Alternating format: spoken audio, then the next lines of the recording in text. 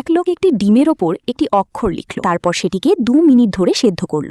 খোসা ছাড়ানোর পর দেখা গেল সেই একই অক্ষর ডিমের ভেতরেও দেখা যাচ্ছে। তখনই তারা সিদ্ধান্ত নিল এখন থেকে তথ্য এইভাবেই পাঠানো হবে।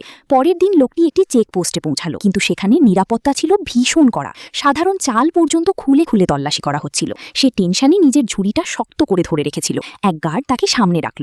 ঝুড়ি খুলে দেখা গেল ভেতরে শুধু ডিম। সন্দেহজনক কিছু না পাওয়ায় তাকে চলে যেতে বলা হলো। কিন্তু ঠিক তখনই হঠাৎ এক গার্ড তাকে ধাক্কা দেয়। সে সঙ্গে সঙ্গে ঝুড়িটা আরো শক্ত করে আঁকড়ে ধরে। আর এই আচরণই এক মহিলা অফিসারের সন্দেহ বাড়িয়ে দেয়। তিনি জিজ্ঞেস করেন, শহরের বাইরে কেন যাচ্ছ? লোকটি মিথ্যা বলে, বন্ধুর সাথে দেখা করতে যাচ্ছি।